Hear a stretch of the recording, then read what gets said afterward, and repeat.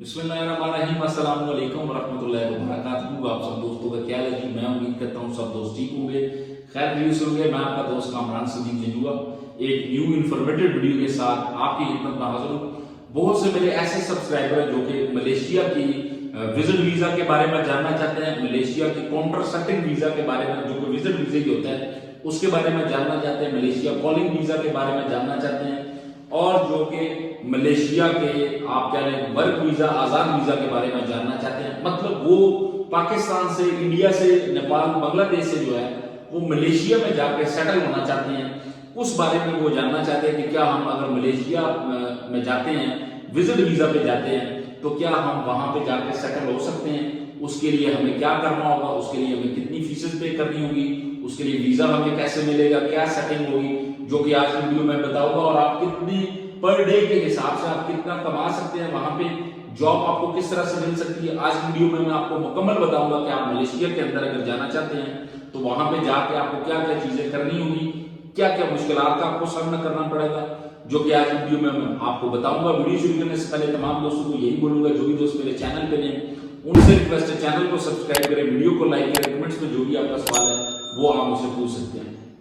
Number one बात तो ये कि अगर आप सॉरी मलेशिया का जो विजिट वीजा अप्लाई करवाना चाहते हैं वो तो आप थ्रू एजेंट जो है वो विजिट वीजा अप्लाई करेंगे। वीजा आपका अगर निकलता है तो 50% चांसेस ये होते हैं जब आप पाकिस्तान या आप पाकिस्तान की किसी भी सिटी से जो है वो जब आप जाते हैं मलेशिया के लिए, तो 50% चांसेस होते हैं कि जब आप मलेशिया के अंदर लैंड करते हैं तो वहां पे जो आपकी अगर काउंटर सेटिंग नहीं होती तो 50% ये होता है कि आपको वापस रिपोर्ट कर दिया जाएगा।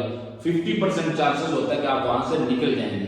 तो जो लोग ये कह के या सोच के ये जाते हैं कि आप वहां से निकल जाएंगे, तो ये बात ध्यान में रखें, 50% चांसेस है निकलने का, 50% है वहां पे पकड़े भी जाते हैं और आपको वापस पाकिस्तान रिपोर्ट कर दिया जाएगा।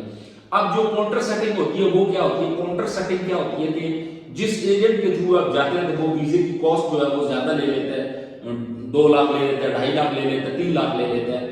तो फिर वो क्या करता है, वो एक लिहाज से आपके आगे काउंटर सेटिंग उसने की होती है मलेशिया के अंदर भी, आपको वो बता देता है कि आपने फलान काउंटर पे जाना है। आप उस काउंटर पे जाते हैं तो आपकी जो इमिग्रेशन है उसको क्लियर करके आपको जो है वो मलेशिया अंदर जाने की इजाजत दे दी जाती है। तो इस तरह से आप जो है वो काउंटर सेटिंग के थ्रू जा सकते हैं। याद रखिएगा काउंटर सेटिंग की जो फीस है वो दूसरे वीजे से ज्यादा होती है। अब जो एक वर्क वीजा है उसकी बात कर ले तो वो तो डायरेक्टली होता है। Work visa by the way 4 से 5 लाख के अंदर अंदर आपको जो है इन दिनों पाकिस्तान से वर्क वीजा डिफरेंट एजेंट दे रहे हैं। मेरे पास वीजा नहीं है, ये नहीं है कि आप मुझे मैसेज करना शुरू कर दें कि वीजा दे दें, मेरे पास वीजा नहीं है, लेकिन जो एजेंट है वो 4 से 5 लाख जो है वो लोगों से लेते हैं और मलेशिया का वर्क वीजा देते हैं। आजाद वीजा जो है वो लेते हैं 6,500 से 6.5 लाख से 7.5 लाख के दरमियान जो है आजाद वीजा का लेते हैं, मलेशिया का जो आजाद वीजा होता है।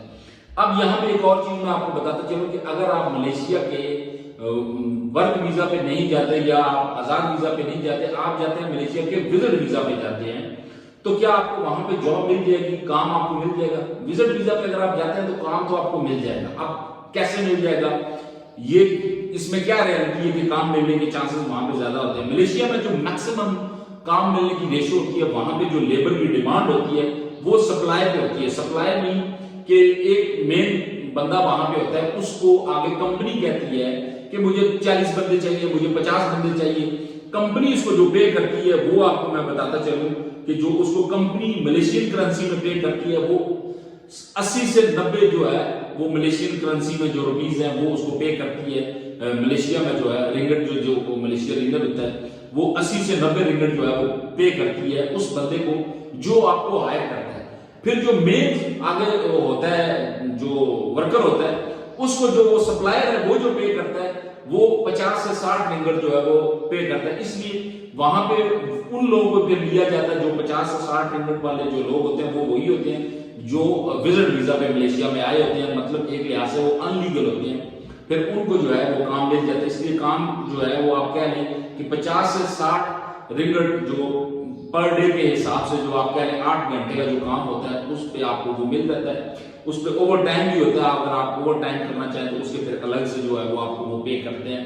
तो काम का इतना वहां पे इशू नहीं होता, काम आपको मिल जाता है। अब अगर आप मलेशिया के अंदर विजिट वीजा पे जाते हैं तो कहीं ना कहीं पे आपको ये ख्याल आता है कि मैं जो है वो इस विजिट वीजा को जो आप कह लेंगे कन्वर्ट करवा लूं किसी दूसरे वीजा में या यहाँ पे लीगल हो जाऊं, तो वो क्या कैसे आपको होना पड़ेगा। उसके लिए मलेशियन गवर्नमेंट 1 साल 1.5 साल के बाद जो है वो फिंगर एक उनका सिस्टम है उसको ओपन करती है। वो आपको क्या होता है कि आपने जाके उनके डिपार्टमेंट में फिंगर लगाने होते हैं और उसकी जो फीस होती है वो तकरीबन आप कह लें 7,000 से 8,000 रिंगट जो है वो फीस होती है, वो आप पे करते हैं।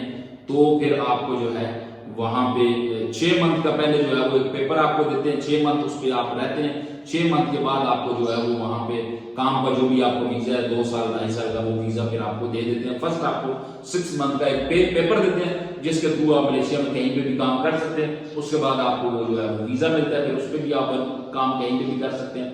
तो मलेशिया में अब बहुत से लोग ये कहते हैं कि वहां पे अनलीगल काम करना क्या इतना डिफिकल्ट नहीं है, तो इतना डिफिकल्ट तो नहीं है। बहुत से लोग 2-2 3-3 साल से कर रहे हैं। कुछ मेरे सब्सक्राइबर ये थे कि एक बंदा मुझे ये बता रहा है कि 8 साल से हम लोग काम कर रहे हैं और हमें एजेंट ये कहता है, जिस एजेंट के हम थ्रू आए थे, कि जब भी आपको कहीं पुलिस पकड़ने आएगी तो मैं आपको पहले इन्फॉर्म कर दूंगा। ऐसा बिल्कुल भी नहीं होता, ये गलत बात है। पुलिस किसी को बता के नहीं आती कि आप कहाँ पे बैठे हुए तो हम पकड़ने आपको आ रहे हैं, या किसी एजेंट को भी नहीं बता पाती। ये बिल्कुल कतई झूठ बात होती है।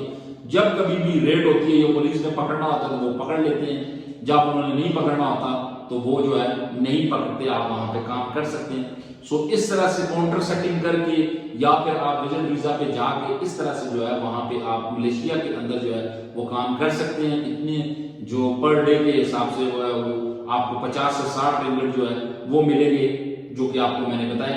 आप इसमें ये होता है कि काम डिफरेंट तरह के होते हैं, काम की इतनी वहां पे जो आप कह लेंगे मुश्किलात नहीं होती, काम आप कर सकते हैं। सो मैं उम्मीद करता हूँ ये वीडियो आपको अच्छी लगी होगी, जिसमें मैंने आपको बताया कि आप मलेशिया के अंदर अगर आप जा रहे हैं तो वो आप किस तरह से जाके वहां पे काम कर सकते हैं। आने वाले दिनों में मैं एक और वीडियो बताऊंगा जिसमें मुख्तलिफ जो मलेशिया के रूल्स एंड रेगुलेशन है या मुख्तलिफ जो वहां पे अकोमोडेशन है, फूड है, उसके रिलेटेड आपको बताऊंगा कि वो आप किस तरह से अपना मैनेज कर सकते हैं, क्या क्या मुश्किलात आपको मजीद आ सकती है या क्या क्या तरीकाकार है जिससे आप अच्छे तरीके से मलेशिया के अंदर रह सकते हैं। सो मैं उम्मीद करता हूँ ये वीडियो आपको अच्छी लगी होगी। अगर ये वीडियो आपको अच्छी लगी तो वीडियो को लाइक करें। जो भी दोस्त मेरे चैनल पे नहीं है उनसे रिक्वेस्ट है चैनल को सब्सक्राइब जरूर करें। Thank you so much ji, अल्लाह हाफिज।